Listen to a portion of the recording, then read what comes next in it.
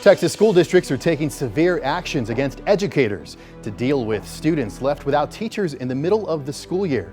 New data we obtained shows the number of reports sent to the Texas Education Agency attempting to have educators' licenses suspended and even revoked for resigning has surged 60% since last fiscal year. Investigator Kelly Wiley is speaking to teachers who say despite that risk, they left the profession anyway. Moving forward, we'll be holding staff accountable because it's causing harm to our students, and we can't have that. Former math teacher Olivia Tellabel Sarfi was one of 8 teachers Pflugerville ISD trustees voted to report to the state in January for job abandonment.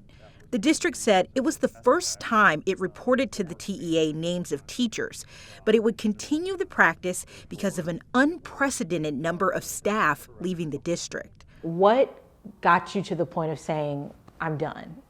I would say because other teachers had left before me, and so that just piled onto my workload. The expectations grew, but your pay didn't. And it's just little time for you to actually do the things that you need to do. You wrote that the reason why you were resigning was for concern for physical safety on campus. Kids brought weapons to school. And one student was in my class. Someone in your class, front row in your class, had a weapon. That's terrifying. Because after learning that, how can you go back to work and just teach like it's a normal day? In your mind, you're going to think, does that kid have a gun? Does that kid have a weapon? Is that kid going to do something crazy right now? You don't know. The district says it did send out several letters in the fall about the report of a possible weapon. Throughout the pandemic, the State Board of Educator Certification has suspended more than 300 teaching certificates statewide, meaning those educators cannot teach in Texas for at least a year. The board is in the process of investigating hundreds more complaints, even as the governor pushes the state agency overseeing the board to solve a growing teacher shortage.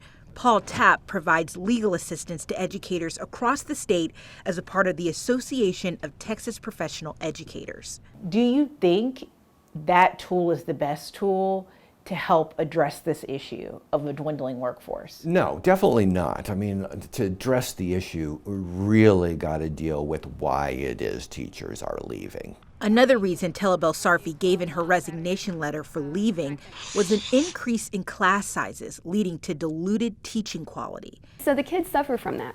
The kids suffer because they're not getting the proper attention that they need or the proper education that they need. Since 2015, the state has ruled on more than 1,300 of these cases. State data shows most of these cases result in teachers having their certificates suspended. Back to you. All right, Kelly, thank you very much. And the Texas Education Agency is also working to address the current teaching staffing shortage. The agency just developed a task force to come up with solutions, and teachers are a part of that group, which is going to meet once a month. And more money is coming to some Texas public schools. Campuses that saw dips in attendance this year due to the pandemic may not lose the funding they thought they would. They've really enjoyed going to school in person, which, they really missed last year. Austin ISD parent Maria Sidorkina says so far so good this school year for her kids. Our school, which is local here, is doing a great job of keeping everyone safe. Still, the pandemic has presented challenges for school districts and campuses that saw drops in attendance this year. On Tuesday, Governor Greg Abbott and the Texas Education Agency announced they're making adjustments so those schools aren't penalized and don't lose money. You see, public schools in Texas are typically funded based on the number of enrolled students and daily attendance on campus. This new adjustment would allow schools to omit days with especially low attendance. But as with all things, the devil's in the detail. The head of Education Austin, the labor union that represents employees at Austin ISD, says he's glad the governor and the TEA are hearing the cries for more school funding, but he's waiting to see how much money the adjustment could mean for schools and how the districts will spend it. Will it be able to stave off this bleeding out of teachers and school employees? I've been around the district for 25 years. I've never seen so many people leaving. And we asked Ken Zarafis what he would like to see in the next legislative session. He told us that public schools need to be front and center. Let's focus on public schools. Let's fund them adequately. Let's stop vouchers. Let's stop charters. Let's really fund public education, because it can do the work that they want it to, but you're not going to do it on the cheap. You got to invest. And we did reach out to the governor's office and the TEA for more details on the plan, but we have yet to hear back. An update now to a story we brought you last week about bridge inspections. We explained how we checked about any potential damage after the Round Rock tornado hit the I-35 and SH-45 flyover. The state closed the flyover temporarily and reopened it after a check to assure safety. But we also learned at the same time about TxDOT's track record on other bridges. We looked at data showing more than 500 bridges may be overdue for an inspection.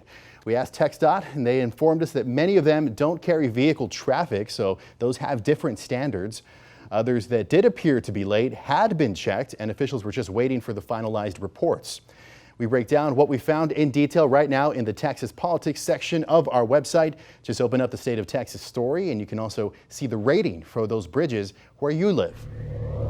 It's being built and paid for by the state of Texas, but is it worth the cost? We look closer at the progress on the Texas border wall and the ongoing questions and concerns.